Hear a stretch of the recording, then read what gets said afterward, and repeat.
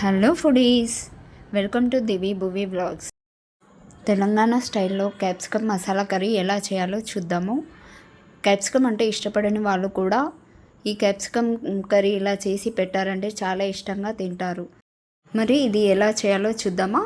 దీనికి కావాల్సినవి 1/2 kg capsicum, 2 టమాటోలు, ఆవాలు, జీలకర్ర.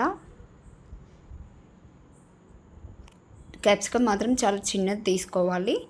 అలాగే ధనియాలు, మెంతులు, కొబ్బరి, గరం మసాలా, అల్లం వెల్లుల్లి, 4 పచ్చిమిర్చి, కొత్తిమీర, పసుపు. అలాగే ఒక కడాయిలో 2 టేబుల్ స్పూన్లు ఆయిల్ తీసుకున్న తర్వాత కొంచెం వేడెక్కిన తర్వాత అది వేడెక్కే లోపల పక్కన ఒక ఆనియన్ తీసుకొని ఒక ఫోర్క్కి గుచ్చుకొని దాన్ని కొంచెం కాల్చుకోవాలి. ఇలా పైన పొట్టంతా నల్లబడిన తర్వాత తీసి దీన్ని ఒక బౌల్లో పెట్టేసుకోవాలి. ఇలా మొత్తం అయిన తర్వాత ఇప్పుడు పక్కన ఉన్న బాణీలో జీలకర్ర, ఆవాలు, అలానే పసుపు, పచ్చిమిర్చి వేసి ఒక్కసారి కలయబెట్టుకోవాలి.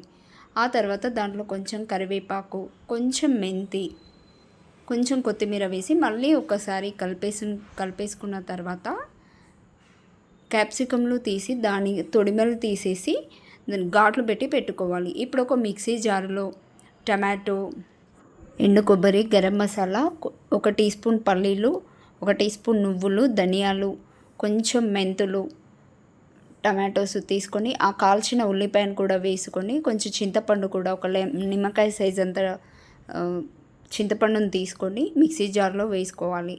ఒకసారి మిక్సీ పట్టేసుకోవాలి. అది కాస్త పేస్ట్ లాగా అయ్యాక 2 టీ స్పూన్ల కారం పొడి కూడా వేసి మళ్ళీ ఒకసారి మిక్సీ పట్టుకోవాలి. ఇలా మిక్సీ పట్టుకున్న మసాలా పేస్ట్ని ఒక్కొక్క క్యాప్సికంలో పెట్టేసుకోవాలి. ఇలా అన్ని క్యాప్సికమ్స్ పెట్టేసుకున్న తర్వాత బాణీల్లో ఒక్కొక్కటిగా వేసి ఒకసారి కలయబెట్టుకున్న తర్వాత కాసేపు అది ఫ్రై అయ్యేంత వరకు చూసుకోవాలి. క్యాప్సికంలో కొంచెం ఆయిల్లో మొత్తం మగ్గిపోవాలి. అలా మగ్గిపోయిన తర్వాత మిగిలిన పేస్ట్ని తీసుకొని వేసి మళ్ళీ ఒక్కసారి కలయబెట్టి ఫ్రై చేయాలి. అలా క్యాప్సికంలో పెట్టిన మసాలా ఏదైతే ఉందో అదంతా ఫ్రై అయిన తర్వాత కలియబెట్టుకొని క్యాప్సికంలో ఇలా అన్నీ మగ్గిపోయాక మిక్సీ జార్లో నీళ్లు తీసుకొని 1 గ్లాస్ వరకు వాటర్ పోసి ఒక్కసారి కలియబెట్టేసి కొంచెం కొత్తిమీర కూడా వేసుకోవాలి.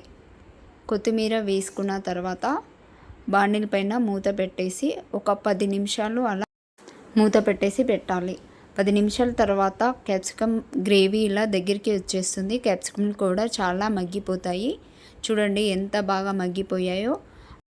కొంచెం కొత్తిమీర చల్లుకొని ఒక 5 నిమిషాల పాటు మూత పెట్టి పెట్టేసుకోవాలి. 5 నిమిషాల తర్వాత ఇలా ఆయిల్ అంతా క్యాప్సికమ్ పైన వస్తుందండి. ఇలా ఆయిల్ పైకి తేలగానే ఇంకా క్యాప్సికమ్ మసాలా కర్రీ అయిపోయినట్టే అండి. చూడండి ఎంత బాగా వచ్చిందో. మీరు కూడా ట్రై చేయండి. మీరు ట్రై చేశాక మీకు కూడా ఎలా వచ్చిందో కామెంట్ చేయండి.